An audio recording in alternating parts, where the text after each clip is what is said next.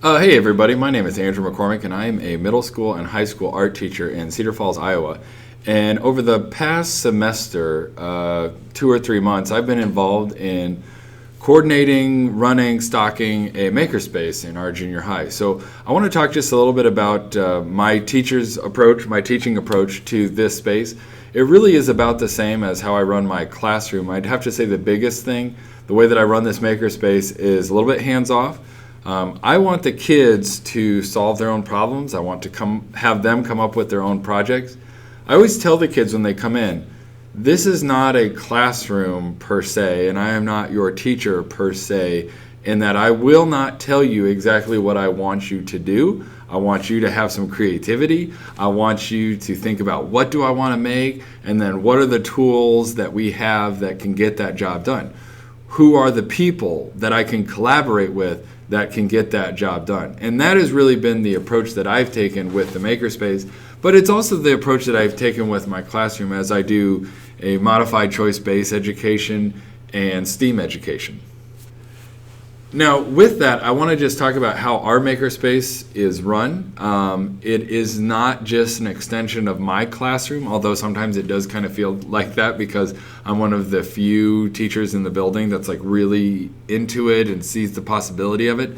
And that's, to me, is really important as an art teacher who, we feel like our curriculum, our program could always be cut due to funding issues, that we find opportunities to insert ourselves and take the lead. And with me, STEM, tech integration, it was kind of a natural fit. And I thought, if our building is going to launch a makerspace, like I want to be at the forefront of planning it, supervising it, running it, promoting it, and being a person that's kind of involved with it. So just another point that I wanted to clarify about the Makerspace, it is currently housed in the library. It's not in my classroom. I think there are some ways that as art teachers we could have an art room feel like a kind of makerspace. We could adopt some of the ethos and strategies of a makerspace. But the makerspace that I'm involved with really is a more traditional, it's in the library. It's an old converted computer lab that we no longer needed because we went one-to-one with Chromebooks and it was just kind of sitting there empty and vacant, so why not do something with it? Because of that, our makerspace operates before school for about a half hour before that first hour bell rings. And then during what we call Tiger Time, which is an enrichment time where kids can go places if they need remediation, they need help on something, or as an enrichment, they're all caught up and they're good, they can have a half hour to go do something. Now, our school, I really like this. They have these programs called pluses. So it's Fitness Plus, which is basically like an indoor recess for middle school kids. Study Plus, where they can just go to the cafeteria and have their phones out and listen to music and talk to their friends. Media Plus, where they can go to the library and kind of read. There's Knitters Club. There's been an art club run by the other art teacher. And now Makerspace is an enrichment activity. So if they're all caught up, no missing assignments, and they're getting a good grade, they can go to Makerspace for a half hour and kind of get down with all the different things that we have. And then, of course, the big push and the biggest time that we have our students come in is after school. So school's done at 3, and 3 nights a week, and sometimes 4, depending on how generous I feel with my Fridays after school. I'm here from 3 to 4. Kids can come in and work on some stuff. So talking about, the way that I run this, it's very similar to the way that I run my normal classroom. I try to have it be student-centered. They come up with their own problems. They come up with their own solutions. They look to each other for help and for ways to collaborate. There's definitely some benefits to that, but there are also some pitfalls. So benefits. They're not always looking to me to be the be-all, end-all source of information. That's great. They're being resourceful, finding out solutions. They are being creative. They're forced to be creative. They're not looking to me to give them what do I make. Now the pitfalls, I would say, is that when things get tough, when the going gets tough, and they will, okay? I'm trying to learn this coding program, Ms. McCormick, and I don't really know how to do it. My response is go to YouTube and see who else knows it. When they meet some resistance and it starts to get tough, a lot of times because I'm not steering it so much, they will find the easiest avenue out. And that has been Minecraft. well, I was making this robot with this kid and I was trying to program it, but the programming was really hard, and now I'm just going to build something in Minecraft. Now, I love Minecraft, both personally and then professionally. I've used it before in class to do some little quick mini assignments. I kind of think it's a nice elementary, middle school sandbox for architecture, and there's a lot of ways that you can incorporate Minecraft into what you're doing with cross-disciplinary lessons, history, science, other things. But because I'm very hands-off in the makerspace, a lot of times the Minecraft is, let's just kind of play. So I have had to kind of put the kibosh on a little bit of that and say, like, remember, this is for making, it's not just playing. There is a very fine line between playing and creating. So with Minecraft, I've even pushed the kids to, like, okay, you can build this thing and you can do this, but what else can you do with it? Can you program different blocks to be, do different functions? And a lot of my students have actually learned how to build networks. They're building servers together. They're modifying the program, and they're building command blocks, which is like computer programming right inside of Minecraft. And again, I am not the end-all be-all expert on that stuff. I'm relying on them to outsource the knowledge amongst themselves. So just a typical day in the makerspace would be that kids can, like I said, if they're caught up and they have good standing in all their classes, they can come in, get to work. We have stations kind of set up around the room. We have a sewing area, kind of a more traditional. We've got a big old bin of yarns. We have like some students that are really into knitting. We have a 3D pen, kind of a cool little doodler pen that you can draw in three-dimensional space. We have a lot of little robotics kits from First Lego League, EV3 and NXT Lego robotics kits, to some other robotics kits. We have programmings with Arduino circuit boards. We have a Cricut laser and cut. No, I'm sorry. We have a Cricut cutting tool, kind of an embosser, kind of a crafty tool. And of course, we have our 3D printing station, which is behind me. The 3D printing station and the 3D pen, and probably the stitching, the sewing machine, are our most popular stations. The kids have really gravitated towards the 3D printing. There was some logistical hoops that we had to jump through on how did the kids email me the files that they wanted to be printed. It started off, it was really easy. They just emailed me a file and I'd get to it. Well, after about 30 files of having a backlog, I was like, we got to invent a new system here. So what I was able to create in our learning management system, Schoology, kind of an online platform, is I have a folder, and in that folder there is a Google Doc, and that Google Doc is called the 3D printing docket. So the kids enter the Schoology class, go to the form, and they upload their STL file, which is a standard 3D printing object file, three-dimensional file. They say what color they want it, and you can kind of see behind me I've got lots of different colors of pigment or ink that they can print from, or plastic. I always say ink. I'm still used to two-dimensional printing. They say what they want it for, how many they need it, and then they upload that file. Now, the cool thing about doing it that way, Google Forms will then create a Google spreadsheet showing me kind of when it was, uploaded and what do they want and all that stuff. I can then share that spreadsheet with students, and then they can have access to it to then start doing some of the 3D printing for the other students. So in a roundabout way, I was able to outsource some of my 3D printing work for other students on our printer. Okay, so like I said, the makerspace that I'm involved with has been up and running for about 2-3 months, with maybe 2 or 3 months of prep beforehand, kind of thinking about what do we want to buy, how are we going to do it, how are we going to keep tabs of what students are into and what they're doing.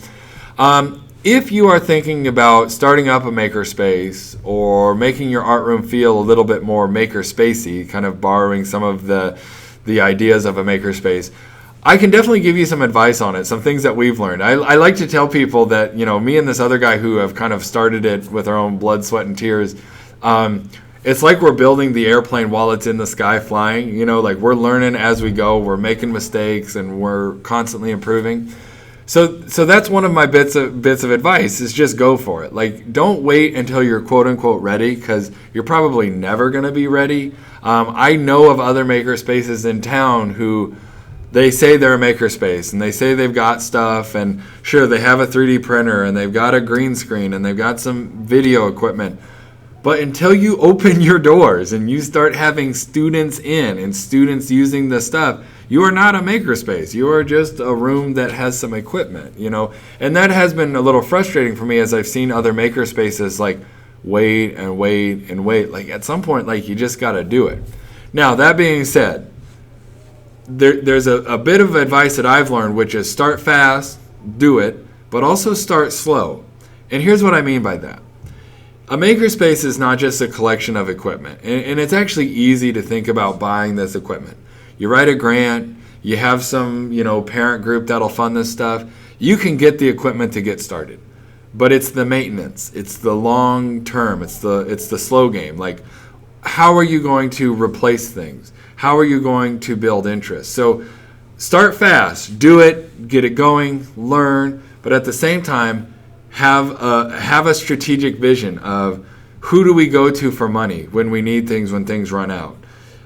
Who is going to staff this? Okay, how are we going to promote it? How are we going to have students engage with this from one year to the next? Because I can only be in this room an hour and a half a day. Students who have study hall can be in here supervising and monitoring students if they've been properly trained. And that's something that we've been pushing. This first year, let's get a core group of kids who are interested and involved. Let's train them so that they can then be the people that are supervising it when the teachers aren't around. The last bit of advice is I will take people over equipment every single time. Okay, it doesn't matter what 3D printer you have, it doesn't matter how many you have or what fancy laser engraver you have. What matters more than that is, do you have the people in place that can promote it, watch it, supervise it, help out? Because if you don't, and it rests on the shoulder of a couple people like me, it becomes kind of a lot. It becomes a heavy burden. And if those people move or get burnt out, then what happens to the sustainability of that space? Is it going to really stay alive? I don't know. So get a number of people on board who are willing to invest their time and energies and passion into the space. With a makerspace, I think one of the biggest things that I've learned is that not only do teachers have to think about a space differently, so do students. So for example, a true makerspace is student-centric, it's student-focused.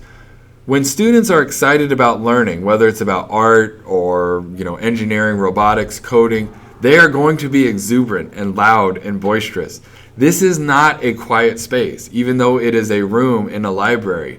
So I get kind of dirty glances all the time, like, why are you guys having so much fun in there, and why are you being so loud?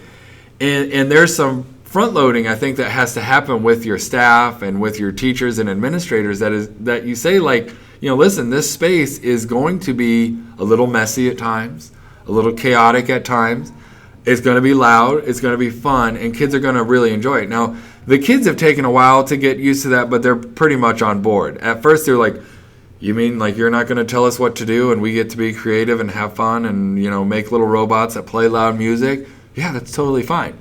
Teachers are, as adults, we're a little bit more stuck in our ways, so there's a little bit more front loading that needs to happen to get them on board with that.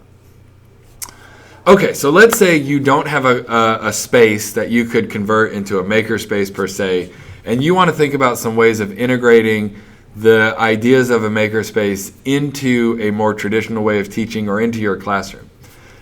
One of the things I would think about is take a page from what the TAB people do, the Teaching for Artistic Behaviors, and think about centers.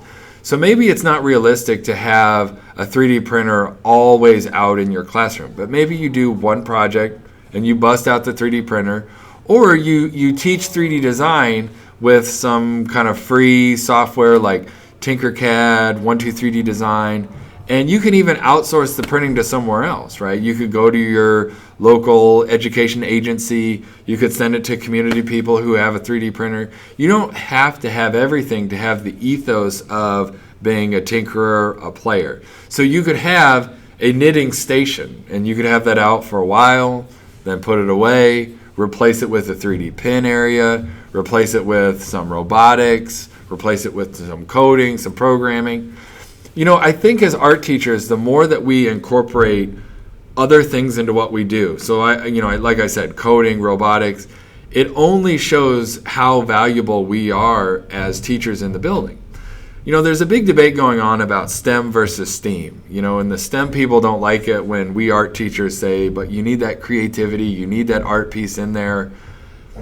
I would say forget that, because what about English? What about PE? What about history? All that stuff is important. And I worry that we only give value to those things that we put into an acronym, and I think we're better than that. So if I were to come up with one acronym that really captured the spirit of what I think education should be, it'd be PBL, project-based learning. And no one does PBL better than art teachers. And a makerspace, if you want to think about morphing your art room out into another space and show how you could be the leader of incorporating creative, technological, and engineering usages, a makerspace is a great way to do that. So again, kind of circling back to the advice I gave you, go for it, start fast, start slow, and you're going to learn a lot along the way, and it's going to be a win-win situation, both for your program and for your students. All right, thanks a lot for listening.